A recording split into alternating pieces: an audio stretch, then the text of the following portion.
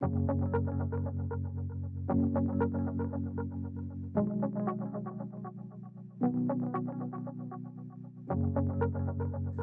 is Alvin, and in this devotional today, as we continue to reflect on the book of James, we turn our focus from James's warning about the folly of boasting about tomorrow to now writing about the woes of being wealthy.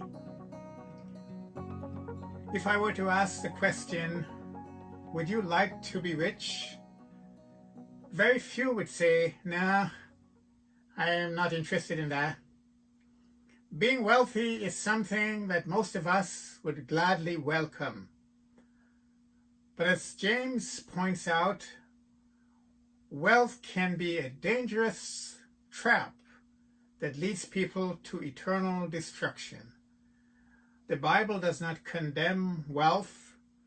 It simply gives a warning that it could be extremely dangerous if it falls into the hands of those who would use it either for selfish desires or to oppress others. James 5:1-4. Now listen, you rich people, weep and wail because of the misery that is coming on you. Your wealth has rotted, and moths have eaten your clothes. Your gold and silver are corroded. Their corrosion will testify against you and eat your flesh like fire. You have hoarded wealth in the last days. Look, the wages you failed to pay the workers who mowed your fields are crying out against you.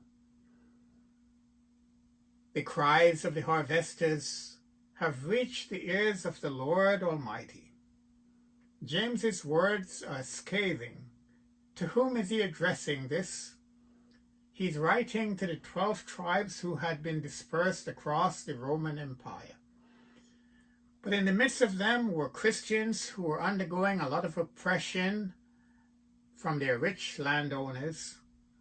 James wanted them to know that they were not forgotten, that no suffering is forever, and that justice will be meted out because God is the ultimate judge. James is saying to be rich without God is to be short-sighted in the light of eternity. His readers were mostly poor and oppressed, so they might have been asking, why be righteous if all it gets you is oppression? Why not pursue wealth if it gains you some comfort?